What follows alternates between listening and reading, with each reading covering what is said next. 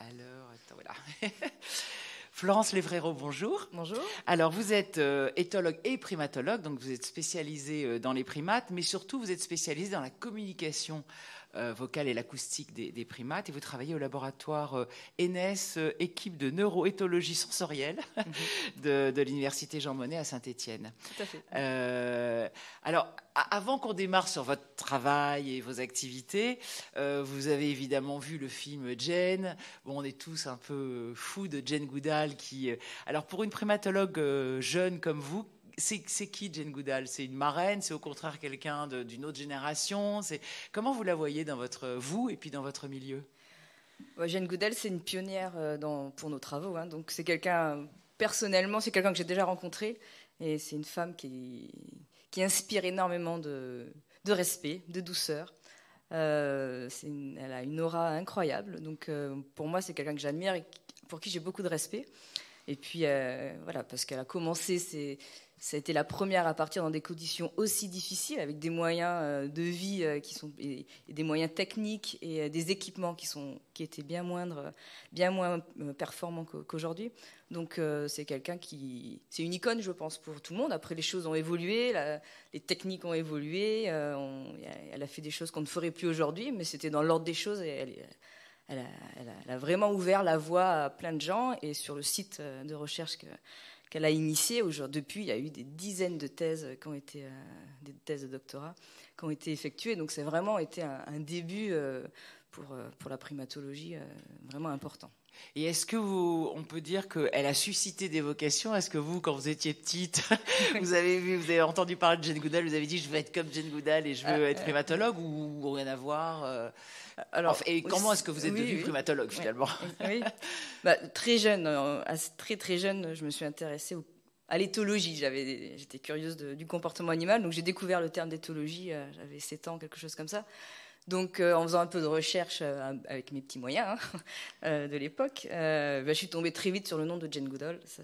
Donc, c'est quelqu'un que j'ai connu très tôt et j'étais curieuse de sa vie. Et j'avais un petit peu le goût de l'aventure et que j'ai gardé.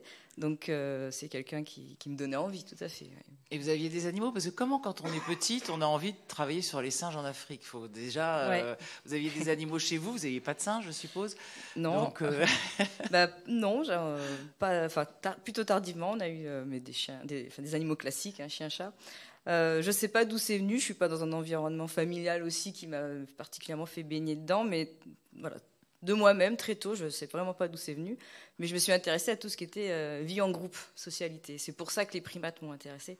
Parce que j'avais déjà perçu que beaucoup vivaient dans des groupes sociaux. Et puis un peu bêtement, j'avais l'idée, je vous dis, j'étais très enfant. Voilà, les dauphins, il y en avait plein qui s'y intéressaient déjà, les chevaux aussi, donc je m'étais dit, il y en a qui s'occuperont de cela. Et moi, j'avais l'impression que les primates, c'était moins connu, qu'il y avait moins d'études. Et alors, donc, vous vous êtes tout de suite spécialisé sur la communication vocale. Pourquoi? Est-ce que chez les primates, la communication vocale est particulièrement intéressante par rapport à des tas de, je sais pas, les oiseaux, d'autres animaux? Et où est-ce qu'on en est pour l'instant? Puis après, on va détailler, évidemment, sur la recherche. Alors, je me suis pas du tout commencé par la communication, en fait, vocale. À la base, j'ai vraiment fait du comportement animal, de l'éthologie. Jusqu'à la fin de mon doctorat, je n'avais pas fait de bioacoustique. J'ai commencé après mon doctorat à faire de la bioacoustique. Moi, pour mon doctorat, j'ai étudié les gorilles de plaine de l'Ouest, en milieu naturel, donc des animaux sauvages, non habitués à l'humain, contrairement à ce qu'on peut voir, par exemple, dans le film de Jane, où elle a habitué les chimpanzés à sa présence. Moi, je suis partie sur une population non habituée à l'humain de gorilles. Donc c'est une formidable expérience. Mais là, justement, comment ça se passe? Alors, c'est comme Jane Goodall, vous vous mettez dans un coin, vous attendez qu'ils viennent. Ça se passe comment aujourd'hui? Donc il y a plusieurs façons de travailler. Si on arrive sur une population qui est déjà habituée, que des gens ont passé du temps, des années, habitués à un groupe de gorilles, c'est 10 ans pour pouvoir vraiment travailler correctement avec eux, pour ne pas perturber leur comportement, que ce qu'on observe, c'est vraiment les interactions naturelles entre eux. Donc, soit on arrive sur un site où les animaux sont déjà habitués. Dans ce cas-là, on arrive avec sa question de recherche et on travaille. Soit, ce qui s'est passé pour moi pour les gorilles de plaine de l'Ouest, je suis allée au fin fond. On était 2 étudiants à partir. On est allé au fin fond de la forêt du Congo-Brazzaville. vraiment au fin fond. Hein. Vous imaginez un énorme brocoli, on nous a posé par pirogue après avoir pris un fleuve, puis toutes les petites rivières qui devenaient de plus en plus petites jusqu'à ce qu'il n'y ait presque plus d'eau, et on descend, et là, il a fallu créer un camp, etc. Mais vraiment un milieu de forestier très très dense. Et en fait, dans ces forêts équatoriales, il y a des clairières, des salines qu'on appelle, ou des bails en langue locale, qui sont des ouvertures naturelles dans la forêt. Donc c'est des herbacées, il n'y a pas d'arbres. D'un coup, il y a une lisière dans la forêt, il y a une clairière ouverte. Et les grands mammifères, en fait, viennent s'y nourrir régulièrement parce que le sol est riche en sels minéraux. Donc on a des éléphants de forêt, on a des antilopes, des bongos, des gorilles, des buffles, des hylochères, etc., des potamochères, et voilà. Donc on s'est dit, ma directrice de thèse connaissait l'existence de ces clairières, et donc elle a envoyé 2 étudiants. Donc on a mis le camp à un endroit dans la forêt, évidemment loin d'une clairière pour ne pas perturber les arrivées des animaux. Hein, donc on était à 5 km à vol d'oiseau, donc dans la forêt ça prend du temps de parcourir tous les jours, c'est 10 km aller-retour. Et l'idée, c'était de se poster en fait en lisière d'une de ces clairières, et là de faire une étude déjà démographique de la population de gorilles qui venaient la visiter. Et donc ils n'étaient pas habitués. Le but, c'était de passer inaperçu en fait. Alors parfois, donc nous on était dans un petit taffut tout au départ pendant 6 mois vraiment misérable. Les pieds dans la boue, quand il pleuvait, la tête dans l'eau, sous l'eau. Mais en fait, quand on est discret, on ne fait pas de bruit. Les animaux, ils mènent leur vie. Parfois, ils vous sentent, pourtant. Ça dépend. Les éléphants, ça dépend le vent, comment il est situé. Les gorilles, l'odorat, c'est pas ça. C'est à la vue surtout qu'ils pouvaient nous repérer. Mais si on ne faisait pas de mouvement brusque et qu'ils étaient suffisamment loin, il n'y a pas de problème. Et puis parfois, il y en avait qui arrivaient très très proches parce qu'on ne faisait vraiment pas de bruit. Du coup, ils rentraient juste à côté, à droite, à gauche de nous. Et parfois, ça se passait très bien. Et puis parfois, ils nous détectaient, ils avaient peur. Et en fait, au bout de quelques mois, ils ont vu aussi qu'on faisait partie du décor. Et il fallait vraiment... en général, il n'y avait plus de crainte. Et on pouvait du coup être avec des animaux vraiment sauvages, non habitués, entre, on va dire... entre 8-10 mètres et 200 mètres, parce que la clairière faisait 200 mètres de large. Donc voilà, 2 approches différentes. Et l'intérêt de ce qu'on a fait, tout c'est complémentaire. Hein. Soit on étudie un groupe à fond, qu'on connaît parfaitement tous les individus et on a un détail des comportements qu'ils font, on connaît les liens, les interactions sociales qu'ils ont entre eux. Soit, ce qui s'est passé pour moi au début, pour mon travail de thèse, c'est une étude transversale en fait. C'est comme si on faisait une photographie d'une population. C'est-à-dire à peu près en 6 mois, on avait identifié 400 individus. Et on s'est rendu compte qu'on avait atteint un plateau un petit peu démographique. C'est-à-dire qu'on avait beau rester plus longtemps, on avait très peu de nouveaux individus qui arrivaient. Donc, en se postant là à un point fixe, on arrivait à avoir une idée de la taille de la population qui pouvait fréquenter cette zone, et aussi du coup le nombre de mâles adultes, femelles adultes, de jeunes, etc.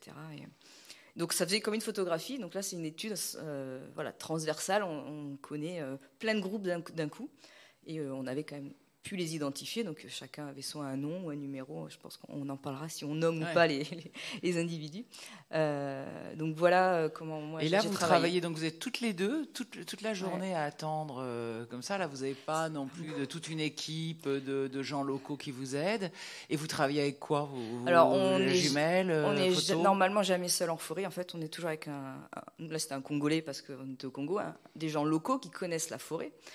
Donc souvent c'est un pisteur, on les appelle des pisteurs, et puis après on les forme aussi. Certains qui sont intéressés, on peut les former, ils deviennent des assistants de recherche, c'est-à-dire qu'ils peuvent nous aider aussi à prendre, s'ils savent écrire, à prendre des notes, on travaille vraiment ensemble, et on a besoin, on peut pas travailler tout seul. Dans la forêt, d'abord on se perdrait, hein. On se décale de 2 mètres d'un endroit, mais c'est tellement dense qu'on peut très très vite se perdre, vraiment. Moi, j'ai une anecdote qu'on pourra discuter dans un autre pays. Non, allez-y, s'il vous plaît. Ça m'amuse toujours, mais moi, j'étais toute seule. Là, pour ça, il ne faut jamais être tout seul. J'avais un GPS, donc normalement, j'étais censée pouvoir revenir au camp. GPS dans la forêt, ça ne doit pas marcher toujours. Alors bon, ils sont assez performants, mais c'est vrai que ça ne marche pas toujours. Ouais. Mais là, en fait, c'était en Ouganda. Donc là, je travaillais sur les chimpanzés. Au parc national de Kibale, et je connaissais quand même assez bien le bloc forestier. En Ouganda, la forêt était quand même assez... Le patch forestier était limité par rapport à ce que j'avais connu au Congo. Donc je l'avais en tête mentalement. Je savais qu'il y avait des routes quand même à quelques kilomètres de part et d'autre de la forêt. Et donc j'étais avec mes pisteurs. Et puis à un moment donné, on s'est séparés parce que je crois qu'ils voulaient rentrer. Moi, je voulais pas finir ma journée tout de suite. J'avais entendu des chimpanzés. Voilà, erreur. Et donc eux, ils sont repartis. Et moi, je suis restée en disant, c'est bon, je serai rentrée. Et en fait, en me fiant à mon GPS. Et en fait, mon GPS normalement, on le calibre. Et la calibration, il y a eu un dysfonctionnement que je ne sais pas pourquoi. Du coup, j'utilisais mon GPS et je me suis rendu compte au bout de 30 minutes que je voyais bien que je tournais en rond, en fait. J'avais l'intuition que j'avançais pas beaucoup. Et là, je peux vous dire que je suis une personne assez calme, je crois. Mais j'ai remarqué que j'ai commencé à paniquer. Parce que je voulais laisser... la nuit tombe à 18h en forêt. Angoisse. Donc là, il était 17h15. Donc j'ai commencé à me dire calmement, c'est pas grave. T'as pris ta lampe torche normalement, donc sors-la maintenant tant qu'il fait encore jour pour pas me faire surprendre par le noir et puis rien trouver dans mon sac à dos. J'avais des piles de rechange que j'ai mis dans ma poche. Voilà, j'ai préparé un peu que j'allais passer la nuit dans la forêt. Et puis j'ai essayé de me dire, voilà, je sais qu'il y a un sentier à un tel endroit qui était assez grand. Je pense qu'il faisait faire 2,50 m de large. Donc je me disais, si j'approche de ce sentier, je verrai une ouverture un peu dans la canopée. Et une fois que je serai sur ce sentier, je sais qu'il faut que je le traverse et j'arriverai à me repérer. Mais je n'arrivais pas à le trouver. Et en fait, je l'ai trouvé. Mais je suis passée, je pense, une dizaine de fois à quelques mètres de lui sans le trouver. Et là où j'ai vu que je commençais à paniquer, c'est que vu que le temps passait, j'ai voulu marcher très vite. Et j'ai commencé à tomber, parce qu'il y a des lianes, parce que ceci, parce que cela. Et là, je me suis dit, là, ça va pas, Florence. Surtout, ça sert à rien. Et puis, c'est pas grave de passer la nuit dans la forêt. C'est pas agréable, mais il y a rien qui va m'arriver. Hein. Il n'y a pas de grands prédateurs. Donc, voilà. Donc, voilà, on part pas seul en forêt. Et puis, on a besoin de ces gens qui ont une expérience de la forêt. Alors, on l'apprend, nous aussi, mais parce qu'ils savent voir les signes, les signes indirects de passage des animaux, en fait. Ils vont savoir lire qu'une feuille est penchée de ce côté-là, une tige. Ils vont savoir dire s'ils sont passés il y a 1 heure ou si c'était la veille, s'il y a des restes alimentaires. Donc on apprend avec eux. Nous, on leur apprend des choses et nous, on apprend d'eux. Mais voilà, surtout quand on est jeune étudiant, on ne connaît rien en fait. Donc on a besoin d'eux, on travaille vraiment avec eux. Et on apprend à voir ce qu'on a un peu oublié, nous voir réellement et à écouter. Là, on va revenir à la communication vocale. Donc, écoutez, comment vous êtes arrivé à vouloir travailler, vous spécialiser dans la communication vocale des primates? Ça s'est fait parce que pendant ma thèse, j'ai pas du tout fait de communication. Je travaillais sur la dynamique des groupes de ces gorilles, en fait. C'est de comprendre comment les groupes se formaient, comment la femelle choisissait de quitter ce groupe, pourquoi maintenant et aller vers qui. C'était ça ma question. Et je me suis rendu compte qu'en fait, j'avais un peu des images, mais j'avais pas de son dans mes données. Et alors, c'était pas le sujet de ma thèse, d'avoir le son, mais c'est quand même un peu frustrant de voir des individus interagir, et à part quand ils rugissent, qu'ils hurlent, que c'est un conflit, où là, évidemment, j'entendais, mais tous les petits grognements qui maintiennent les liens sociaux, je les avais pas. Ils étaient trop loin, souvent. Et donc, voilà, j'avais de l'image sans son. C'est le film muet. Et donc, après ma thèse, j'ai trouvé intéressant de me spécialiser dans la bioacoustique. Et donc j'ai eu la chance de pouvoir travailler avec le laboratoire de Saint-Étienne, où maintenant je travaille de manière permanente. Et j'ai commencé sur les oiseaux, parce que la bioacoustique, c'était beaucoup plus développé chez les oiseaux. Donc j'ai travaillé sur 2 espèces d'oiseaux. Et après, je suis revenue, un étourneau africain, donc là aussi en milieu naturel, en Afrique du Sud. Et puis le diamant mandarin, qui est un petit passereau australien. Mais là, j'ai travaillé en captivité, en laboratoire. Voilà, donc j'ai appris comme ça... de faire des enregistrements, des analyses et voilà. Et après, je me suis mis à travailler sur les bonobos en utilisant le nouveau savoir que j'avais acquis. Alors évidemment, on a tous une question à chaque fois qu'on se pose quand on parle de ça, c'est est-ce que les animaux ont un langage? C'est très anthropomorphique comme question, mais comme on a un langage dont on est très fier, on se demande si les animaux ont aussi un langage, mais très différent et qu'on ne connaît pas, ou si nous sommes la seule espèce animale à avoir un langage aussi sophistiqué. Alors ça, c'est une question qui taraude depuis des siècles. Oui, c'est la question. Enfin, voilà. C'est une des questions. Je pense que pour y répondre, il faut définir ce qu'est le langage.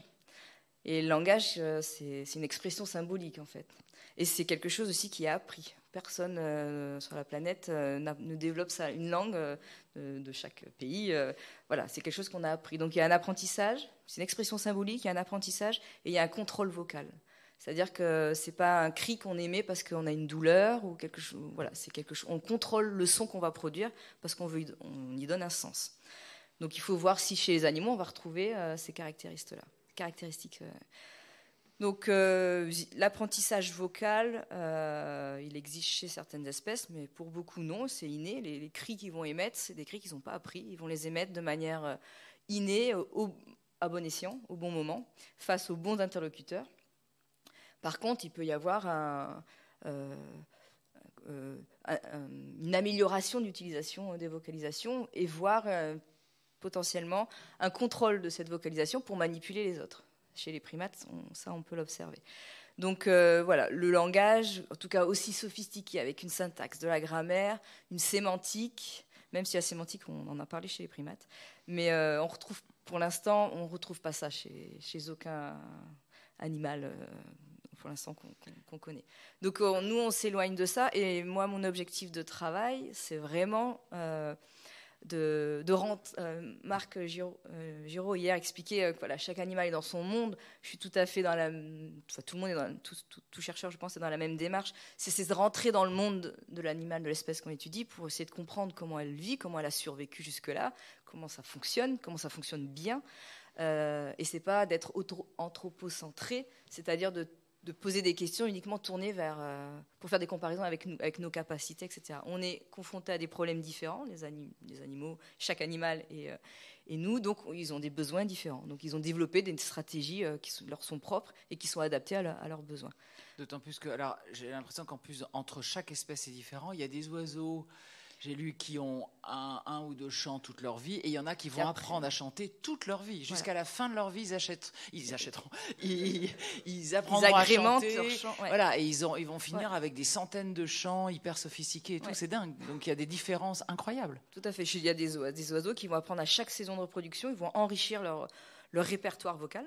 Et ça va devenir souvent de plus en plus complexe, de plus en plus aussi coûteux en énergie à produire. Et ça, les femelles, elles vont être sensibles. Elles vont percevoir cette capacité à produire de nombreux sons en peu de temps, par exemple, ce qui demande de l'énergie. Et puis aussi de moduler les fréquences, ça aussi c'est compliqué. Donc un mâle plus âgé, oiseau, chez qui il peut apprendre au cours de sa vie, il va avoir ces modulations-là qui vont plaire à la femelle, qui va montrer à la femelle, elle va percevoir que c'est un mâle qui a priori a des bonnes conditions de développement, c'est un mâle qui est rigoureux et potentiellement transmettra donc de bons gènes à la progéniture. Et puis alors la différence des langages, des chants, etc. dépend aussi de l'environnement. Les singes ou les oiseaux qui vivent justement dans des forêts très sombres vont développer certains langages par rapport à ceux qui vivent justement dans les plaines comme les gorilles. Ça c'est très important dans votre travail, l'environnement. Complètement. Donc oui, parce qu'en fait, quand on dit bioacoustique, c'est l'étude de la communication vocale animale. Et d'ailleurs chez l'humain aussi, tout ce qui n'est pas verbal, tous les cris qu'on va émettre, le bébé qui pleure, mais aussi quand on rit, etc., c'est la communication non verbale. Et on a la même approche pour étudier cette communication. Et là, c'est intéressant de faire des parallèles justement entre la communication animale qui est non verbale et la nôtre qui est non verbale et qui est aussi importante dans nos échanges. Donc la communication, voilà, c'est un réseau. Un réseau de communiquer, c'est dans un réseau de communication. Donc il y a un émetteur. On émet un son, l'émetteur émet un son qui va se propager dans un environnement. Et il va se dégrader ce son dans l'environnement, jusqu'à ce qu'il arrive à des récepteurs potentiels qui vont entendre ce son. Mais comme le son va se dégrader dans l'environnement, il va se propager différemment dans l'eau, dans une forêt où il y a plein d'arbres, ou dans une savane où c'est très ouvert. Donc le récepteur, il ne va pas forcément entendre toutes les caractéristiques acoustiques du son, il va n'avoir que certaines fréquences, etc. Donc c'est important, selon le milieu où on vit, d'avoir des caractéristiques acoustiques de ces signaux adaptés. Donc, par exemple, en milieu ouvert, les sons aigus vont mieux se propager que les sons graves. En milieu forestier, parce qu'il y a beaucoup d'obstacles, ça va être les sons plutôt graves qui vont être efficaces à longue distance. Par exemple, le gorille qui fait le frappement de poitrine, vous savez, comme ça, c'est un son qui est relativement grave et qui s'entend à des kilomètres. Donc voilà, après, quand il est en plaine, mais s'il était en forêt, il ne ferait pas le même son, c'est ça ? Il s'appelle gorille de plaine, mais en fait, il vit en forêt. Ah, d'accord. Mais c'est parce que c'est plat. C'est pas en opposition au gorille de montagne, qui est très connu et très menacé. Vous savez, qui vit sur les volcans, avec Diane Fossé, qui tout le monde connaît. Donc lui, il est en plaine parce qu'il est sur les plateaux du Congo, alors que c'est pour ça qu'il s'appelle gorille de plaine.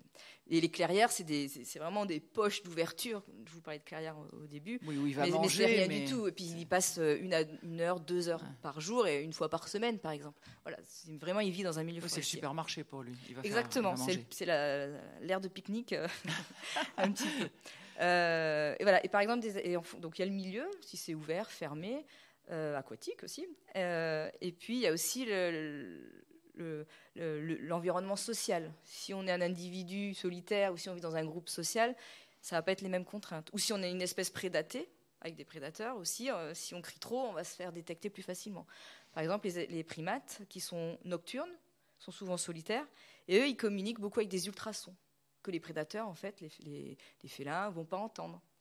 Donc voilà, il y a une adaptation du style de la communication vocale, des cris émis en fonction de l'environnement social et aussi des risques de prédation. Alors, comme vous parlez d'ultrasons, on est en train de découvrir plein de choses sur la communication électrique, par exemple, chez les poissons ou entre les abeilles et les fleurs, etc. Est-ce que chez les primates, il y a, donc manifestement oui, est-ce qu'il y a d'autres formes de communication que la communication normale qu'on connaît, nous les humains, et donc est-ce qu'ils peuvent se dire des choses qui nous échappent complètement ? Alors, comme la plupart des animaux, il y a la communication visuelle, la gestuelle est importante chez les primates. Il y a la communication chimique, qui est assez mal connu chez les grands singes. C'est un petit projet que j'essaye de développer. Chimique, c'est quoi ? C'est les phéromones, c'est les odeurs, etc. C'est les odeurs, voilà. Mais il y a quelques espèces de primates qui vont avoir des glandes et ils vont avoir des comportements de marquage, ce que ne font pas à notre connaissance les grands singes, comme les mandrilles par exemple. Les lémuriens, ils ont des glandes, ils vont se frotter contre des branches, ils vont laisser leur odeur. Et l'intérêt de la communication, en fait, chaque canal de communication a un intérêt. La communication acoustique, elle est intéressante parce qu'elle peut s'entendre de loin, sans avoir de visuel. Communication gestuelle, elle est intéressante de près. On peut avoir plein de subtilités, mais il faut être prêt. La communication chimique, elle est intéressante parce qu'elle est persistante alors que le signal est fini. Enfin, l'individu qui l'a émis, il est parti, mais l'odeur va rester plusieurs heures, plusieurs jours. C'est très pratique, ça, quand même. Territoriales, elles vont beaucoup l'utiliser. Donc voilà, selon aussi les besoins, si c'est une espèce territoriale ou pas, il va y avoir différents canaux. Les espèces nocturnes, solitaires, utilisent beaucoup la communication chimique et les ultrasons pour la communication vocale, acoustique. Et le visuel, évidemment, non, puisqu'il fait noir. En tout cas, très peu. Est-ce qu'ils utilisent, comme les éléphants, les ondes sismiques en tapant sur le sol pour envoyer des ondes aux copains, parce que ça, je trouve ça fascinant, pour envoyer à 1 kilomètre ou 2 kilomètres de là. Alors, à ma connaissance, les primates, non. Par contre, dans le film de Jane, on le voit, Jane Goodall, ceux qui l'ont vu le savent, on peut avoir des gorilles, des chimpanzés, mais les gorilles le font aussi, qui courent et qui d'un coup, ils vont taper contre des contreforts d'arbres. Je ne sais pas si vous voyez, ces arbres sont assez peu enracinés, donc ils ont des contreforts. Ils sont vraiment une base très très large. Et ils tapent avec leurs pieds, et ça résonne, et ça fait des vibrations du coup très très graves. Et on ne sait pas trop, quand on est à côté, c'est très impressionnant, mais peut-être qu'il y a en effet des vibrations qui passeraient, mais ça on ne sait pas. Et peut-être qu'ils le ressentent, comme justement les éléphants ou les chevaux qui le ressentent dans leurs pattes, dans leur... Oui, donc il y a plein de choses à découvrir encore. Beaucoup. D'accord. Alors justement, repartons sur votre métier de chercheuse, parce qu'on fait comment pour étudier, pour enregistrer, etc. Je suppose que c'est pas évident. Vous arrivez avec votre grand appareil, vous allez cacher vos appareils dans les nids, vous grimpez dans les arbres, ça se passe comment ? Alors, déjà, il faut beaucoup observer. Pour enregistrer, il faut aussi observer, il faut voir ce qu'on enregistre. Donc, il faut beaucoup observer, être patiente, observer, et puis on enregistre. On enregistre les sons et on essaye d'associer des comportements avec les sons qui sont émis. Donc, avec la répétition d'un son et d'un comportement, on arrive à comprendre qu'il est utile dans ce contexte-là. Alors, le milieu forestier est un milieu particulièrement difficile. Le milieu forestier équatorial ou tropical est difficile parce que c'est très dense. Donc, moi, la première fois que je suis partie dans mon laboratoire, personne n'avait travaillé sur... je suis la seule à travailler sur les primates dans mon laboratoire. Donc au début, je pars avec un micro qui est grand comme ça, un ultra directionnel, donc il enregistre. Il fait quoi, 1 mètre de diamètre non, le diamètre, pour c'est qu'on ça. se rende compte. Le diamètre, c'est 15 cm. Ah, je crois mais que d'accord. Déjà que c'est puis c'est lourd au bout d'un moment. Les deux longueurs, il fait, je dirais, 80 cm. D'accord. C'est quand même pas mal. C'est long. Au départ, je suis partie avec une parabole, n'y croyant pas trop. Vous savez, c'est quelque chose comme on peut faire quand on veut mieux entendre. On met la main derrière l'oreille pour créer une parabole et capter les ondes plus vers le pavillon de l'oreille. Mais bon, au bout d'une demi-journée, j'ai compris que ça servait à rien. C'est tellement difficile de marcher dans la forêt, il faut constamment se baisser, se lever. Enfin, c'est tellement dense que voilà, ça va pas. Donc on a un micro, on a un enregistreur qui là aussi, la technologie a fait que ça a diminué de taille. Alors moi, j'ai pas connu les enregistrements à bande magnétique, mais certains de mes prédécesseurs partaient avec des enregistrements, des cassettes qu'il faut conserver. C'est très humide, le milieu tropical, donc ça se dégrade énormément, ça prend beaucoup de place dans les sacs. Des nagras comme nous en voilà, radio, les fameux nagras. Voilà. Donc maintenant, on a des enregistrements qui peuvent être très petits. Il faut des jumelles, cahier de notes ou dictaphone avec un micro-cravate. Donc on est quand même un peu chargé. Plus le sac à dos avec le poncho. Décidément, c'est très physique quand même votre métier. C'est assez pas besoin d'aller faire de la gym au Vitatop après. Ouais. Mais passionnant, mais physique. Ouais. Donc voilà, il faut observer, enregistrer. Et derrière, il y a un travail d'analyse en laboratoire qui est quand même assez chronophage. Je vous montrerai tout à l'heure à quoi correspond un son, comment on transforme un son en image pour pouvoir faire de l'analyse. Donc voilà, donc il y a de l'analyse statistique et acoustique, du traitement de signal. Et puis ensuite, ce qui est intéressant aussi, parce que faire des statistiques sur des sons, ok, mais ce qui nous intéresse, c'est qu'est-ce qui a un sens pour les animaux, ce qui est pertinent. Nous, on peut trouver des informations dans le son, mais est-ce qu'ils l'utilisent vraiment? Et ça, la manière expérimentale de le faire, c'est de poser des questions aux animaux, en fait. Ce qui est... avec certains, on discutait, j'étais intervenue sur la conscience de la mort, voilà, que c'est difficile d'étudier ce genre de questions, parce qu'il faut trouver des moyens de poser les questions aux animaux, en fait. Et donc, en communication acoustique, on va poser des questions en faisant des expériences de repasse, ou les playbacks, qu'on appelle en anglais. C'est-à-dire qu'on va diffuser des sons et on va voir les réactions comportementales des animaux. On ne diffuse pas n'importe quoi, hein, on sait à peu près ce qu'on diffuse. Et on peut aussi faire alors ça, pour l'instant, chez les primates, on ne l'a pas encore fait, de la resynthèse de son. C'est-à-dire qu'on peut modifier une caractéristique acoustique du son, laisser tout le reste intact. Par exemple, on va modifier la fréquence, mais on va garder la même énergie, la même durée du son. Et on va voir si en modifiant uniquement ce paramètre-là, on change la réponse. Et puis après, on va changer un autre paramètre. Et est-ce que ça change la réponse? Et si ça ne change pas la réponse, ça veut dire que cette information, en fait, que nous, on perçoit, qu'on sait mesurer, elle n'a pas forcément un sens biologique pour les animaux. Donc voilà, la démarche, c'est ça. C'est enregistrer, analyser. Et puis derrière, où on peut faire avant l'expérience et après analyser, c'est de poser des questions aux animaux pour voir qu'est-ce qui a un sens pour eux. Alors vous travaillez en particulier sur plein d'autres primates, mais vous travaillez beaucoup sur les bonobos. Alors, qu'est-ce que vous... Parce que les bonobos, c'est un des singes qui nous fascine, hein, qui a des mœurs incroyables, qui est très emblématique, etc. C'est les fameux hippies de la forêt, faites l'amour, pas la guerre. Voilà, enfin, bon, on a des tas de fantasmes sur les bonobos. Et alors, qu'est-ce qu'ils se disent? Ils se disent justement, fais l'amour et pas la guerre. Ils parlent de quoi? Alors, ils parlent de leurs émotions, de leurs besoins. On va dire, et puis ils communiquent pour se coordonner, se synchroniser, pas perdre le lien, pas perdre le contact en milieu. Ils sont en milieu forestier, donc c'est important. Ils parlent beaucoup? Ils sont très vocaux, oui. Très vocaux, et ils sont vocaux d'une part parce qu'ils sont en milieu forestier, et d'autre part parce qu'ils ont un système social qu'on appelle de fission-fusion, qu'ont les dauphins, qu'ont les chimpanzés, certaines chauves-souris aussi. C'est-à-dire que les bonobos, ils vivent dans des grandes communautés. Ça peut être jusqu'à une centaine d'individus. Mais dans la journée, la communauté va se scinder en plusieurs sous-groupes, dont la composition va varier au cours du temps. Donc on va avoir un groupe de 10 individus, un individu tout seul, un groupe de 20, un groupe de 3, etc. C'est comme les humains? Alors, certes. Non, on ne fait pas aussi partie du... Alors nous, la famille, on a des familles qu'on dit nucléaires, c'est-à-dire qu'on a quand même le papa, la maman et les enfants souvent. Et ça, on reste des années comme ça. Là, la mère et le jeune va rester ensemble, mais quand le jeune devient plus grand, le jeune peut être ailleurs quelques heures. Et ces sous-groupes, ça peut rester comme ça 3 jours, ou une semaine, ou 2 heures, et puis ils vont se retrouver, etc. Donc comme ils se séparent, ils ont besoin aussi des fois de se retrouver, notamment le soir. Ils ne se retrouvent pas tous, mais une bonne partie va se retrouver le soir pour faire des nids. Et donc, ils vont s'appeler. Donc là, la communication à longue distance, elle est importante. La communication acoustique va être très importante. Donc, ils sont vocaux déjà parce qu'ils sont en système fission-fusion, qui se séparent, qu'ils ont besoin de se retrouver. Parce qu'ils ne se voient pas toujours, même à quelques mètres, ils ne savent pas toujours où est mon copain, il est où. T'en es où dans ta progression alors que tu fourrages, par exemple. Voilà. Et puis, ils sont, je dirais, un peu gueulards quand même. Alors, moins que les chimpanzés, mais ça crie un peu. Ils sont excités, ils hurlent.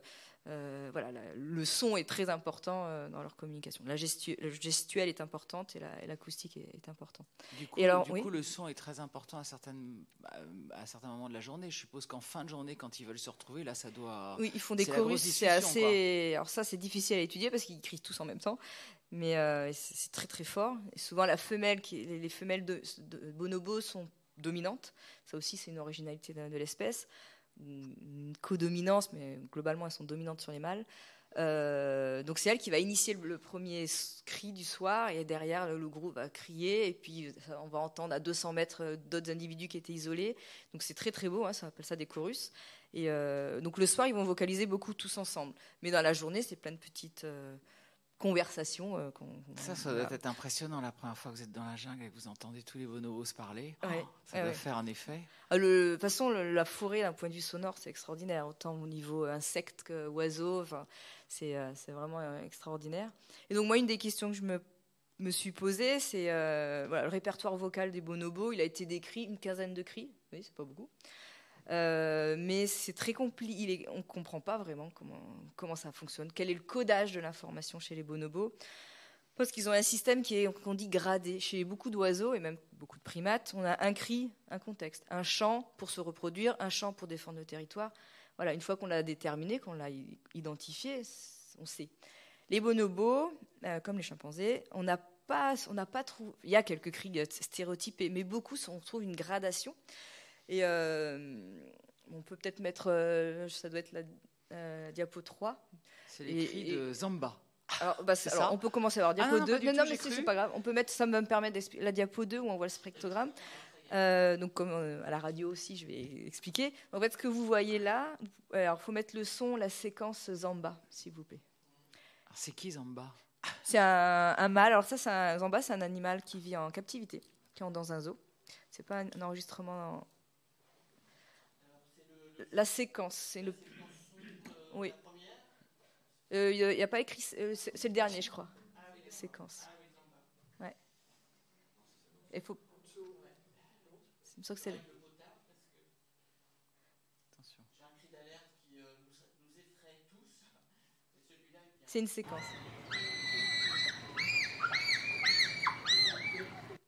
Ça, c'est juste pour vous montrer, en fait. Ça, c'est ce que on enregistre. On le transforme au-dessus, la figure, vous voyez, c'est un oscillogramme, c'est-à-dire que vous avez en abscisse le temps et en ordonnée l'intensité. D'accord ? Et ça, on le transforme en spectrogramme, ce qui est en dessous, c'est exactement la même séquence. On a aussi en abscisse le temps, mais en ordonnée, on a la fréquence. Et on peut avoir une gradation de la couleur ou du gris, là, du gris-noir, et ça va être l'intensité. Donc c'est en fait en 3 dimensions. Le son, on le décrit en 3 dimensions, la fréquence, la durée et puis l'intensité. Donc on a des représentations graphiques en 2D pour analyser ça. Et sur un spectrogramme, on va pouvoir faire des mesures d'une fréquence, d'une durée, d'une modulation de fréquence. Donc voilà, on va extraire comme ça des caractéristiques acoustiques. Et donc la diapo d'après, pour vous montrer ce qu'on a montré chez les bonobos, c'est ce système extrêmement gradé. Vous voyez, donc c'est compliqué, vous comprenez pas trop le graphique, je vous l'explique. Chaque point, c'est un cri, en fait. C'est un cri d'un individu, d'accord ? Alors en réalité, on enregistre plein de cris du même individu dans un contexte similaire. On fait une moyenne de ces caractéristiques acoustiques, on transforme ça, peu importe comment. On a un cri avec une caractéristique en 2 dimensions. Un cri est caractérisé par une valeur sur l'axe X, une valeur sur l'axe Y, et comme ça, on peut la représenter. Donc chaque point là, c'est un cri, on va dire, c'est un cri caractéristique par individu, et vous avez 5 couleurs sur le graphe. C'est une forme de croissant, vous voyez, une forme de croissant avec 5 couleurs. D'un côté, de ce croissant, vous avez une couleur rose, c'est ce qu'on appelle les pipes, c'est un petit son, il fait ça, très, très soft, très doux comme son. Et de l'autre côté du croissant, là, du graphe que vous pouvez voir, c'est ce qu'on appelle les high hoots. Je ne sais jamais trop comment on traduit ça en France. C'est des sortes de... Enfin, c'est des cris assez puissants d'excitation. Et donc, il est à l'opposé. Okay, donc, entre un high hoot et un peep, ces deux caractéristiques de cris, il n'y a pas de problème. On les distingue bien. Mais vous voyez bien qu'on passe de l'un à l'autre par une multitude de sons. Et ils se retrouvent sur ce graphe de manière continue. Tous ces sons sont continus. Et on pourrait s'attendre à des patates, en fait. Le cri de contact, sur le graphe, il serait en haut, une boule rose, d'accord, de points roses. Le cri de salutation, il serait une autre patate, d'accord, de points, mais bien séparés. Un cri de peur ailleurs, etc. Là, c'est pas le cas. On a une gradation, un continuum. Et ça, pour nous, c'est compliqué en tant que bioacousticien de comprendre comment un individu, du coup, il comprend les sons qu'il entend. Parce que, en fait, dans un son, le répertoire vocal du bonobo, qu'est-ce qu'il code ? Il code des émotions, des contextes différents. La peur, la colère, la menace, la joie, le rire, etc. Et ça correspond au répertoire vocal d'un individu, d'une espèce. D'accord ? Donc, le répertoire vocal, c'est ces différents types de sons qui vont représenter différentes émotions, différents contextes. Ça, c'est ce qu'on appelle l'information dynamique dans un son. C'est-à-dire qu'à un tel moment, je suis en colère, je vais crier. 5 minutes après, finalement, je suis apaisée, je vais y mettre un cri d'apaisement. Mon son, il va être différent. Donc l'information, elle est dynamique. Les caractéristiques acoustiques changent tout le temps. C'est ce qui compose un répertoire vocal. Mais dans un son, il faut aussi coder de l'information, ce qu'on appelle statique, c'est-à-dire qui correspond à mon identité. Ma voix, elle est quand même assez, normalement, même si j'ai peur ou si je suis en colère, il y a des caractéristiques de ma voix qui doivent rester stables, parce que mes congénères, ils ont besoin aussi de savoir que c'est Florence ou Jacques qui crient là dans la forêt. Oui, parce que ça, on l'a pas dit, c'est que chaque animal a sa signature vocale, a sa voix. Alors ça, c'est important, on l'a parce montré, que, voilà, c'était pas connu pas avant. On tout, pensait voilà. que tout le monde avait la même voix. C'est pas vrai. On c'est se comme posait, chez nous. ça n'avait jamais été montré. Je pense que les gens qui côtoient les animaux, ils se rendent bien compte qu'il y a des caractéristiques individuelles. Mais nous, on l'a montré. On a cherché quels paramètres acoustiques codaient cette signature vocale individuelle. Donc ça, on l'a montré. Et la question que nous, on se pose en tant que bioacousticien, il y a une sorte de conflit, en fait, entre coder de l'information dynamique, c'est-à-dire coder mes émotions, et en même temps coder de l'information statique, c'est-à-dire qui je suis, ou quel est mon sexe, ou quel est mon état physiologique, est-ce que là, je suis près d'une reproduction ou pas, etc. Et donc ça, on s'est dit comment les animaux, le récepteur, comment l'émetteur arrive à coder de l'information dynamique tout en gardant cette information qui est censée être stable dans le temps. D'accord ? Il y a une versatilité acoustique pour coder de l'information dynamique et il faut une stabilité acoustique pour coder de l'information statique. Et les deux sont importants. Et donc, voilà, ça a été notre problématique. On se dit comment font les animaux ? Et donc, sur ce que nous, je sais, comme je ne vois pas, est-ce que vous avez en dessous un graphe ouais. Une ligne droite ? Ok. Donc, sous ce croissant, là où on peut voir ce continuum entre les 5 vocalisations qui ont été étudiées, on a regardé la force de la signature individuelle dans ces différents types de cris. D'accord ? Donc, c'est la stabilité du cri qui code pour l'individu Zamba, Filou, etc. Et pour ça, chacun. Ces signatures, vous les voyez vraiment en les analysant, ou on peut dire qu'il y a des gens qui ont une grosse voix, d'autres qui ont une petite voix aiguë, d'autres qui ont une voix enrouée, comme chez nous. Oui. Nous, on pourrait le distinguer entre 3 bonobos, ou non, c'est vraiment hyper fin et il faut vraiment l'analyser. Certains bonobos ont une voix très caractéristique et on s'y habitue et on sait, sans le voir, on sait que là, c'est un tel qui crie. Mais pas tous. Il y a aussi des chevauchements, des individus qui ont des voix qui se ressemblent plus, et là, ça pourrait créer trop d'erreurs. Donc, on a besoin de l'analyse. Et donc, en fait, ce qu'on voit sur cette analyse, on a trouvé que les cris qui sont, je crois que les cris les plus puissants, je crois que c'est vert, je sais plus, vert ou bleu, enfin à l'opposé du rose, c'est bleu. Merci. Ceux-là, ils ont une force, une stabilité, enfin une force dans la fiabilité de leur signature vocale est très élevée. Elle est à peu près, quand on fait du machine learning, en fait, on apprend à l'ordinateur de reconnaître les voix et il peut faire des erreurs. À peu près, en 60% des cas, c'est bon, il n'y a pas d'erreur. C'est très élevé. Là, on a le machine learning. Le machine learning, c'est fait sur 10 individus. Donc la chance que l'ordinateur se trompe, C'est une chance sur 10%. Donc quand on a 60%, on est au-delà de la chance de manière très importante. Et vous voyez que les points là, la force diminue, cette force de signature individuelle diminue le long de cette gradation du son. À rose, c'est les pips, les petits sons là, on est à 20%. C'est déjà le double du hasard, donc c'est déjà pas mal. Mais ça reste faible. Donc c'est intéressant, c'est la première fois qu'on montre chez des mammifères que cette gradation acoustique qui code de l'information émotionnelle dynamique, elle est accompagnée aussi d'une variation de l'information statique qui est une signature individuelle. Cette information statique qui porte l'identité des individus. Ça n'avait jamais été montré. Et ça, c'est intéressant parce que ça montre quand même la complexité. Les animaux, ils apprennent les voix, ils apprennent à les reconnaître de tous leurs congénères, etc. Il y a une mémorisation. Voilà, ça montre la complexité du système. Et juste une question qui pourrait vous venir, c'est que même dans les petits cris, là, les petits cris de contact, les petits pips, on a fait une expérience où on a voulu tester la mémoire à long terme des individus, d'anciens congénères, comme c'est une espèce qui fait de la fission-fusion, que les femelles aussi quittent leur groupe natal à la naissance. Voilà, à un moment donné, elles sont plus là, mais comme nous, est-ce qu'on reconnaît la voix d'un copain qu'on n'a pas vu depuis 10 ans? Et souvent, vous avez l'expérience, quelqu'un que vous n'avez pas eu au téléphone depuis un moment. Souvent, en fait, on est assez fort pour reconnaître, se rappeler de la voix. Alors, est-ce qu'on se rappelle que c'est la voix d'un tel? Est-ce qu'on met vraiment une identité ou on se dit juste que c'est familier? Ça dépend.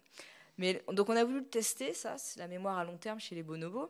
Et pour ça, on a travaillé dans des zoos, dans des parcs zoologiques, parce qu'on a exploiter le fait que pour gérer des populations captives, et ben à un moment donné, vu que la dispersion des individus naturels ne se fait pas, ils ne peuvent pas quitter leur groupe natal, c'est des gestionnaires qui décident qu'un tel va aller dans tel zoo pour éviter la consanguinité, pour créer de la reproduction. Voilà. Donc on s'est servi de ça, où on connaissait l'histoire individuelle des individus, on est allé enregistrer un tel dans tel zoo. On savait qu'il avait vécu avec un tel dans un autre zoo, mais qu'ils ne vivaient plus ensemble depuis 3 ans ou 6 ans, qu'ils avaient vécu ensemble 10 ans ou 1 an, etc. Donc on avait toutes ces données-là. Et on a fait des expériences de repasse, c'est-à-dire qu'on a envoyé des sons d'individus soit étrangers à un bonobo, qu'il n'avait jamais entendu, soit familiers, mais qu'il n'avait pas entendu depuis 2 ans ou 6 ans ou plus de 8 ans. Et avec les seuls sons qu'on a utilisés, c'est les petits pips là, donc qui ont peu de force individuelle, peu de signature individuelle. Et en fait, on a trouvé qu'ils étaient très forts. Ils réagissaient. Donc, comment on mesure? Ça aussi, c'est intéressant. Quelle est la démarche scientifique pour mesurer la réponse? Je vous dis, on fait des expériences, on diffuse des sons, mais comment on mesure une réponse? Comment on mesure qu'il s'y intéresse, que ça a un sens pour lui? Et ben, en fait, c'est vrai pour tous les animaux, on va mesurer la force de la réponse, l'intérêt qu'il va avoir vers la direction, vers le haut-parleur où on diffuse le son. Donc soit ils vont être très agités, ils vont essayer de s'approcher du haut-parleur, ou au contraire, ils l'ignorent complètement, ça ne change rien. Et là, on se dit, ça a peu de sens pour eux. Ou ils ne s'en rappellent pas, ou ce n'est pas une menace d'entendre un étranger, etc. Et donc, ce qui a été intéressant dans cette étude, c'est qu'on a trouvé que au-delà de 8 ans de séparation, les bonobos réagissaient très fortement à la voix d'anciens familiers. Et après, beaucoup plus que quand c'est une voix étrangère, d'accord ? Mais on a trouvé une différence en fonction du temps de séparation. Au-delà de 8 ans, alors ces 8 ans, c'est un peu arbitraire, ça ne veut rien dire, c'est juste qu'on avait des données pour 8 ans, et on a remarqué qu'au-delà de 8 ans, ils répondaient, ils s'y intéressaient plus. Alors, est-ce que c'est parce qu'ils s'en souviennent plus ou est-ce que parce que ça les intéresse plus? Exactement. Lui, je l'ai pas eu depuis longtemps, ça va quoi. Ouais. Mais c'est exactement bon. ça. Je le raye de mon carnet d'adresses. C'est tout à fait possible. Soit on ne peut pas répondre à cette question. Soit ils s'en souviennent plus. Soit c'est qu'en fait les liens sociaux sont tellement anciens que les liens d'amitié qu'ils pouvaient avoir n'ont plus lieu d'être. Il faudrait reconstruire la relation pour qu'elle existe. Donc ça n'a pas de sens biologique pour eux finalement. Il n'y en a plus. Ou alors, la troisième hypothèse, c'est aussi qu'au moment où on a enregistré les sons, c'était dans l'année. Et peut-être que la voix d'individu qu'on a enregistrée, elle a changé par rapport à 8 ans, quand l'individu testé. Oui, ça aussi. Comme nous, on a la voix qui change. Voilà, en vieillissant, on a des caractéristiques. Puisqu'on parle de l'individualité, vous ne nous avez pas dit tout à l'heure si vous donniez des prénoms aux animaux que vous étudiez. Parce que vous nous avez dit, je vais en parler de ça. Oui, parce que... Pour moi, ce n'est pas un vrai sujet, j'ai envie de dire, mais c'est une question qui se pose. Et moi, quand j'ai soutenu ma thèse, la question m'a été posée parce que j'avais certains gorilles qui avaient des noms. Et certains avaient des numéros, certains avaient des noms. Quand on a près de 400 individus à identifier, au bout d'un moment, avoir des numéros, c'est pratique. Mais des noms, c'est aussi bien parce que souvent on a une histoire en fait avec l'individu Bah oui. au moment où on l'a identifié pour la première fois, ou parce qu'il a des caractéristiques physiques qui nous font penser à telle chose ou telle chose. Donc moi je fais les deux. Donc, certains ont des noms et par Polo un moment 3. donné pour la Georges 4. C'est ça. alors non, certains ont des noms, Ça fait un certains peu ont des roi. numéros. Et c'est aussi parce que pour coder dans des grands tableaux de données, etc., c'est aussi pratique d'avoir des numéros. Mais voilà, ça dépend c'est vrai qu'au milieu occidental, on a eu énormément de problèmes à donner des noms aux animaux parce que du coup, c'était de l'anthropomorphisme. On devenait trop proche. En plus, si des femmes donnaient des noms, c'était encore, voilà, c'était... On en est encore là sur l'histoire des femmes et des hommes, ou ça... On a l'impression que justement depuis Jane Goodall, ça a un peu calmé les choses. Et pas depuis Jane Goodall, depuis moins longtemps, je dirais, une quinzaine d'années. Après, moi je l'entends plus. Alors est-ce que c'est parce que je m'en fiche? Mais je pense que non, ça a disparu. Ça serait presque ridicule. Je pense qu'aujourd'hui, je pense que les hommes n'oseraient pas, peut-être qu'ils le pensent, mais ils n'oseraient pas le dire parce que d'abord on est quand même nombreuses. On est nombreuses femmes scientifiques maintenant. Et il y a peut-être tous les gorilles qui vont venir vous défendre. Mais je voulais juste ajouter, par exemple, au Japon, qui ont une autre culture, eux, dans les années, quand ils ont commencé à faire de la primatologie, dans les années 50-60, eux, ils ont donné des noms et c'était tout à fait naturel et il n'y avait aucun souci avec ça. Alors que nous, les Occidentaux, les Américains, les Anglais, il fallait créer la distance, l'animal, et on ne donne pas de nom à notre modèle d'étude, de prénom au modèle qu'on étudie. D'autres cultures, ça leur posait pas de problème. Aujourd'hui, on a dépassé ce débat-là, mais je vous dis, moi, j'ai soutenu ma thèse en 2005. J'avais des noms sur certains individus et j'ai une personne dans mon jury qui était écossaise m'a posé la question comme quoi ça pouvait être une gêne. Donc, vous voyez, c'était... Bon, j'ai vu que vous vouliez nous faire écouter des cris de Pip Kaya et Oud David. Alors, je sais pas qui c'est. Voilà, eux, ils ont des mais ils ont des super noms, hein, parce que Pip Kaya et Oud David, c'est... Alors, c'est David et Kaya, les prénoms. Ah, mais alors, les prénoms, maintenant, c'est souvent des prénoms, en fait, dans la langue locale. On demande aux pisteurs. C'est eux qui choisissent les prénoms. Donc, quand c'est David, évidemment, en général, là, c'était pas le cas. Mais sinon, c'est souvent des prénoms Kaya, Zamba, Zouani, tout ça, c'est un sens dans leur langue. Voilà. Le high-hoot, on peut l'écouter. Donc, ça, c'est un cri qui est assez puissant, qui était dans le croissant, à une des extrémités du croissant en vert. Vous m'avez dit codé en vert. Donc là, c'est un cri quoi? De peur, de domination? Alors, ça peut être des cris de ralliement, quand on est très loin, parce que ça s'entend très loin, et d'excitation aussi. Oh, c'est gentil comme cri de... Ouais, celui-là... Ouais, voilà. Si, parce qu'il est court. Après, il peut être beaucoup plus long et du coup, ça prend au trip quand même, hein, c'est puissant. Donc voilà, il y a des cris un peu de salutation, les greetings par exemple. Le pip, il n'est pas très bonne qualité, je trouve, celui que je vous ai mis, mais c'est vraiment ça fait ça et ils font ça souvent. Et du coup, voilà. Et on l'entend très peu. C'est difficile à enregistrer, ça. Parce que c'est vraiment très discret. Et ils font ça quand ils ne sont pas très loin. Et nous, on s'est posé la question avec un collègue de Rennes, Alban Lemasson. On s'est posé la question si ils conversaient, en fait. Parce que ces petits sons, souvent, ils font... comme s'il y a 2 ou 3, et ils font ça. Et ça pouvait sembler. Alors, c'est un échange vocal. Faire de la conversation, là, ça devient déjà un peu... Déjà anthropocentré, mais voilà, la question elle est quand même intéressante. Elle est intéressante parce qu'il y avait des études qui montraient chez les petits singes, les singes forestiers, les cercopithèques, etc., ils montrent qu'il y a ces échanges vocaux organisés. Alors c'est pareil, pour dire si ça existe ou pas, il faut définir. Qu'est-ce que peut être une conversation? Chez l'humain, ça a été défini, en général c'est quand on est calme déjà, et c'est quelques interlocuteurs, et il y a des règles. Il y a des règles sociales et il y a des règles temporelles. Les règles temporelles, c'est qu'on ne se coupe pas la parole. Quand on apprend qu'on ne coupe pas la parole aux autres. Donc ça, il y a des règles temporelles. Il n'y a pas de chevauchement normalement des vocalisations. Et il y a des règles sociales aussi. Selon les cultures, ce n'est pas les mêmes. Soit les aînés vont on va les laisser plus parler. L'âge peut être important. Le rang social peut être important, etc. Donc on a essayé de voir si on retrouvait ces règles à la fois temporelles et sociale chez les singes. Ça a été montré chez des petits singes. Et chez les grands singes, il y avait une seule étude qui datait de 2000 en milieu naturel. et ils n'en trouvaient pas. Donc c'était un peu étonnant, puisqu'avec leur capacité cognitive, leur système social extrêmement fort développé, pourquoi ils n'auraient pas besoin d'interagir comme ça de manière organisée et calme? Parce que c'est vrai qu'on les entend toujours crier, on a l'impression que c'est toujours très vif. Donc nous, il y a une thèse qui a été soutenue là en janvier, on a fait un sujet de thèse, on a posé une nouvelle question, on a voulu chercher est-ce qu'il y a des échanges vocaux chez les grands singes, difficile à dire ça, les orang-outans, les bonobos, les gorilles et les chimpanzés. Donc on a étudié, on a enregistré ces 4 espèces-là, ça prend beaucoup de temps, et on a regardé est-ce qu'il y a des règles temporelles, c'est-à-dire est-ce que 2 vocalisations se suivent dans un temps assez court, de manière dont l'occurrence est supérieure au hasard, en fait, parce que 2 vocalisations peuvent se suivre juste par hasard, donc il faut aussi sortir de ça. Et alors on a trouvé...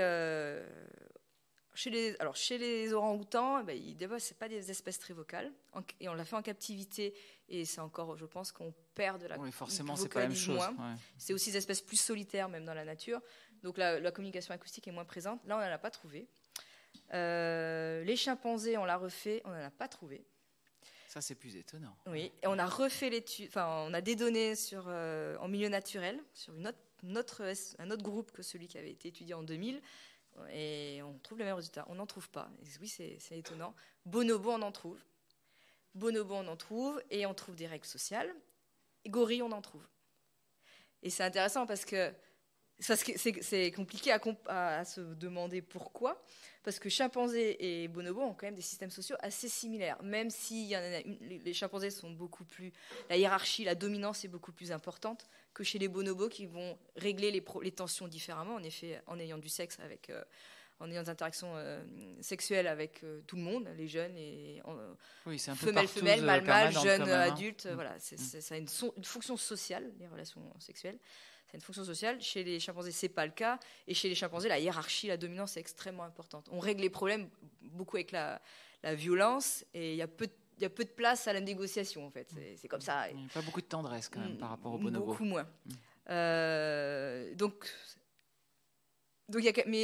termes de structure, de structure sociale, ils vivent dans des tailles de groupes identiques. Ils ont un système de fission-fusion. Ils ont un milieu forestier aussi. Donc c'est quand même étonnant, cette différence. Et nous, on expliquerait cette différence-là, parce que les gorilles, on en trouve. Et en fait, ce serait justement la nature des relations sociales qui crée des situations où on peut échanger de manière calme, parce que ces échanges vocaux, c'est toujours dans des moments calmes. Sinon, ils se mettent à crier tous ensemble, c'est d'excitation, ou c'est de la colère, ou de la menace. Et là, on n'est plus dans la conversation, d'accord ? On se chevauche, on relargue de l'émotion, mais on n'est pas dans la conversation. Et donc certainement, en fait, que le système social influence le fait qu'on ait des moments calmes de pause où on peut interagir comme ça vocalement. Et après, il ne faut pas s'imaginer, en tout cas moi je ne le crois pas, et pour l'instant je n'ai pas d'indice qui le montrerait, mais je peux me tromper, l'avenir le dira. Après, ils ne se parlent pas de la pluie du beau temps. Hein. C'est pareil, ils sont à quelques mètres l'un de l'autre, ils ne se voient pas. C'est je suis toujours là, tout va bien, je suis à ta gauche. Là, je m'éloigne, par exemple. Ils signalent qui ils sont, finalement, par le cri, par la formation statique qu'il y a dans le son. Mais pour l'instant, on n'a pas... Vous voulez dire qu'ils parlent utile, ils ne font pas au café du commerce comme nous à parler pendant des heures pour rien dire. C'est ça que vous voulez dire ? Ils n'ont pas l'air de philosopher sur la vie et voilà. Et ce qu'ils ont fait hier et ce qu'ils feront demain. D'accord. Alors, puisque on a vu que en fait, l'environnement est très important, on sait maintenant que les animaux ont une identité, etc. Est-ce que du coup, il y a des innovations comme chez nous, il y a des innovations vocales ? Est-ce que nous, on change de langage ? On a des langages étrangers qui arrivent et qui vont enrichir notre langue, par exemple. On a des dialectes. Est-ce qu'on commence à voir chez les primates, justement, comme ça, une évolution du langage, ou est-ce que c'est un truc statique ? Alors, c'est peut-être une colle un peu que je vous pose aussi. Alors, l'innovation vocale, il y a assez peu d'exemples, et souvent, elle a été observée parce que c'est des animaux, des primates, qui sont en contact avec des humains, et c'est des vocalisations qui vont produire dirigées vers un humain, en fait, vers le soigneur. Chez le chimpanzé, il a été montré une vocalisation de raspberry ils font avec leurs lèvres un genre de quelque chose comme ça, qu'ils font pas du tout dans la nature, ils font pas entre eux non plus. Parce que nous on fait ça, ils nous imitent en faisant super. Et ça, sympa. Il le faut souvent avec un geste, accompagné d'un geste. Et c'est une quémande. En fait, il veut attirer l'attention du soigneur et il a vu le soigneur avec quelque chose d'appétant dans la main et il a envie d'en avoir. Et ça, il pas le flatteur, fait. hein, quand même. Non, mais il le fait. Voilà, ça, c'est une innovation vocale parce qu'il est capable de le contrôler. Ça, il le fait. C'est dirigé vers un individu. Et c'est pas dans leur répertoire vocal naturel. On a assez peu d'exemples comme ça. Dans la nature, non. Mais là, c'est vraiment une vocalisation nouvelle parce que toutes les caractéristiques acoustiques sont uniques en fait. Par contre, des dialectes, oui, des accents, ça on en observe. Ça a été montré entre populations animales, d'accord, des groupes qui sont distants et avec des accents. Et nous, on l'a montré chez les mandrills, par exemple. Vous voyez cet animal très coloré dans Le Roi Lion, c'est le sorcier, avec des belles couleurs sur le visage. Les mâles ont des fesses aux testicules bleus, les fesses rose-jaune. Enfin, c'est magnifique, d'ailleurs, en forêt. Et on a montré qu'au-delà de la signature du groupe, qui crée un accent, en fait, on a trouvé des signatures familiales. C'est-à-dire l'accent de la famille, la manière, comme nous, on a, quand on vit en couple longtemps avec quelqu'un, on prend aussi des habitudes, un petit peu de langage, des tics, etc. Et ben là, on a retrouvé ces caractéristiques familiales, en fait, acoustiques. Et on a aussi fait des expériences de repas, parce que nous, on veut toujours tester, OK, nous, on les trouve quand on fait d'analyse, mais est-ce que c'est important? Est-ce que les animaux l'utilisent? Est-ce qu'ils le perçoivent? Et s'ils le perçoivent, est-ce qu'ils l'utilisent? Voilà. Et donc, on a aussi on a diffusé des sons. Alors ça, c'était lourd à mettre en place, parce qu'on avait montré qu'il y avait une signature génétique dans la voix. C'est-à-dire qu'on hérite un peu la voix. Il y a une trace de notre famille génétique. Donc ça, c'est d'une part. Ça aussi, ça n'avait jamais été montré. Et on a aussi montré une voix familiale. Et si elle est familiale, ça veut dire c'est des gens avec qui je vis. C'est pas forcément mes apparentés génétiques, d'accord? C'est des gens, les individus avec qui j'ai des liens forts, affiliatifs, avec qui je partage beaucoup de temps. C'est le temps passé ensemble qui détermine la familiarité. Et on a vu qu'il y avait une influence sur les caractéristiques acoustiques. Et ça aussi, c'est un conflit, toujours dans le terme de bioacousticien, dans le codage de l'information. Il y a un conflit entre quelque chose qui est statique comme une information de quelle lignée génétique je viens. Et ça, c'est intéressant. Les animaux en ont besoin pour ne pas se reproduire avec un demi-frère qu'ils n'ont pas connu, potentiellement, une demi-sœur, mais avec qui ils partagent des gènes. Il faut éviter la consanguinité. Donc, arriver à extraire ces liens d'apparenté par la voix, les rongeurs le font très bien par la communication chimique, par les odeurs. Les primates, par la voix, nous, on a montré qu'ils le faisaient aussi, et ça évite de se reproduire justement avec des individus apparentés. Mais on avait observé que des individus, alors suivez bien, apparentés génétiquement, mais qui n'avaient jamais vécu ensemble, donc non familiers, quand ils se rencontraient pour la première fois, hors période de reproduction, ils avaient tendance à s'accepter beaucoup plus, à s'asseoir l'un à côté de l'autre et à manger pendant du temps, alors que deux individus sans lien de parenté, et non familiers, et là il y avait de la menace, etc. Donc en fait, oui, alors que nous, on n'en est pas capable. Hein. Si on rencontre un frère qu'on n'a jamais vu de notre vie, je suis pas sûre qu'on puisse le reconnaître comme ça. Ça n'a jamais été testé. Parce qu'en fait, il y a la voix, il y a des signes. En fait, c'est des processus un peu complexes, mais il y a des traces physiques. Même si on se connaît pas, on peut reconnaître que quand même, vous allez dans un bar pour une première fois, vous rencontrez un jeune homme qui vous plaît bien ou une jeune femme, et en fait, il y a des traits physiques qui vont vous rappeler vos parents ou qui sont familiers vos parents. Donc c'est des traits familiers que vous allez retrouver, mais c'est inconscient tout ça, et qui fait qu'on va être attiré ou pas. Mais pour la reproduction, il faut que je m'arrête, mais pour la reproduction, l'humain, il utilise, ça a été montré, la voix, on ne le sait pas, mais je pense que oui, mais l'odeur des gens fait qu'on est attiré ou pas. Et si ça a des liens... l'odeur inconsciente, il ne faut pas lever les bras quand on veut draguer. Hein, Et si vous êtes une femme et que vous êtes sous contraception, votre attirance ne va pas être la même. Vous êtes plus attiré par des hommes qui partageraient un patrimoine génétique plus similaire au vôtre que si vous n'êtes pas sous contraception.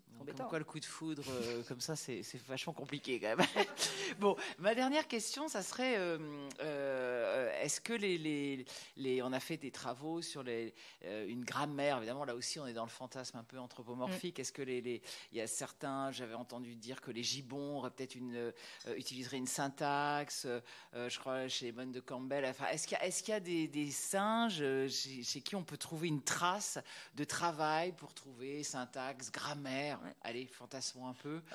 C'est une question que certains chercheurs creusent depuis un moment. Il y a assez peu de faits probants. Chez le monde de Campbell, il y a eu un chercheur a montré qu'il y avait une vocalisation qui est un cri d'alarme, qui pouvait il pouvait y avoir un préfixe ou un suffixe, c'est-à-dire un son supplémentaire, un bou ou un hou, et ça avait l'air de changer la réponse du groupe. Quand il y a un cri d'alarme, en général, le groupe il a une réponse qui va être fuir. Mais s'il y a ce hou ou bou devant, ça va caractériser la nature du danger. Si c'est une branche qui va tomber, si c'est un aigle qui passe, etc. Donc, c'est une des seules études qui irait dans ce sens-là, où le fait d'avoir une racine du mot et puis rajouter un petit son avant ou après le change. Mais c'est discuté beaucoup. Il y a pas assez d'études en fait qui corroborent ce genre de trouvailles. Et oui, il y a des chercheurs qui aimeraient vraiment trouver ça. Moi, je me suis rapprochée récemment de linguistes en fait pour avoir une approche différente, parce que les linguistes ils sont un peu en dehors de tout ce débat-là depuis très longtemps, et pour différentes raisons. Et je me suis dit, peut-être que la prosodie, vu que c'est compliqué chez les bonobos et qu'il faut le reconnaître, on comprend quand même vraiment pas très bien comment c'est codé. On pourrait chercher comme dans des langues où en fait l'intonation va changer complètement le sens des mots, et peut-être qu'ils sont sensibles à cette intonation-là. Donc voilà. Mais pour l'instant, on creuse encore. On voit quand même, en vous écoutant, qu'il y a énormément de choses encore à découvrir. Donc, ça serait un peu ma question de conclusion. C'est qu'est-ce qu'on attend de l'avenir de la recherche? Quels sont vraiment les axes? Est-ce que, je sais pas, aux États-Unis ou dans d'autres pays, il y a des recherches qu'on attend avec impatience en ce moment? Comment vous voyez là l'avenir des 20 prochaines années dans ce domaine-là? Alors, on aime bien essayer on aimerait bien comprendre justement ce contrôle vocal dans la communication, et en fonction des liens que les individus ont avec les autres, est-ce qu'ils sont capables de retenir une information ou pas vocale? Est-ce que s'il y a un danger, par exemple, il y a une belle étude qui montre, c'est un groupe de chimpanzés, il y a un leurre, un faux serpent qui est mis sur un sentier. Et le premier qui va le voir, en général, il va émettre un cri d'alarme, peut-être parce qu'il a peur, déjà c'est sa propre émotion, mais aussi on s'est rendu compte que ce cri d'alarme, la durée n'était pas la même, la persistance du cri d'alarme n'était pas la même en fonction de qui arrivait derrière. Alors qui arrivait derrière, si c'est vraiment mes copains, quoi, et aussi la distance à laquelle ils étaient de moi. Est-ce qu'ils avaient potentiellement vu aussi le danger en même temps ou pas? Est-ce qu'ils avaient pu m'entendre quand j'ai émis le premier cri? Peut-être qu'ils sont à 100 mètres et ils m'ont probablement pas entendu dans la forêt, etc. Donc cette modulation-là de transmettre l'information, ça c'est quelque chose qui est intéressant parce que ça demande du contrôle vocal et une représentation aussi mentale de la connaissance de ce que peuvent avoir mes congénères. Donc là on est dans la cognition, on utilisait la communication dans la cognition. Voilà, ça c'est un axe qui je pense qui est prometteur. Et moi, là, je vais commencer normalement l'année prochaine, essayer de voir en fait si l'état de santé a des effets sur la voix et si les animaux sont capables aussi d'extraire cette information-là et éventuellement éviter des individus parasités parce que ils peuvent transmettre. Est-ce qu'on peut devenir un peu les parias d'un groupe par la voix, en fait, il y a les odeurs, il y a la voix qui peuvent transmettre des informations sur la santé. Ça serait dingue, parce que nous, on n'a pas la voix qui change quand on a eu le Covid, par exemple. Alors, il y a des maladies qui peuvent changer, mais pas beaucoup. Il n'y en a pas beaucoup, à part d'avoir une voix fatiguée, mais enfin, ça serait incroyable. Donc voilà, on va creuser cette piste-là. Super. Écoutez, en conclusion, moi, j'aimerais beaucoup que vous me disiez au revoir en langage bonobo. En général, ils font pas de. Ils s'en vont. Merci en langage bonobo. Ils tournent le dos. Merci en langage bonobo, alors. Tout ça, ou gorille, ce que vous voulez, mais dites-nous quelque chose en langage. Je vais rire alors. Je vais rire. Parce que tout ce genre de communication. Mais même dans des dialectes humains, il y a beaucoup de langues où il n'y a pas de merci. Tout ça, c'est assez. C'est un peu l'influence occidentale qui. Bon, alors j'ai faim. S'il te plaît. Le rire, c'est beau. Et souvent, quand on entend un rire, on n'a pas l'impression que c'est un rire parce que Donc là, Vous c'est moquez quoi? Le pas. rire bonobo ou le rire chimpanzé? C'est très semblable. Ah. Le bonobo, il a une voix un peu plus aiguë que le chimpanzé. Alors, à chaque fois que je l'ai fait à la radio, j'ai l'air un peu idiote. Hein, mais... En fait, quand on leur fait des chatouilles, ils rient. Hein, mais donc, c'est super, c'est beau à voir. Soit ils font très peu de bruit, mais sinon, ils inhalent un peu. Ils font... ça fait... Voilà, ils font ça. Et quand on entend ça et qu'on ne sait pas ce que... Enfin, souvent, les gens, ils n'ont même pas idée que c'est un primate, d'ailleurs, qui fait ça. Et voilà, c'est le rire du bonobo, c'est un plaisir, c'est un son de plaisir. C'est très différent du rire de l'homme. Donc, vous voyez, on est très proches, mais il faut faire attention parce qu'on peut vraiment avoir des fausses interprétations. Un cri de plaisir de l'animal le plus proche phylogénétiquement actuellement de nous va être très différent d'un cri de plaisir humain, quoi. Génial. Voilà. En langage humain, merci. Merci à vous.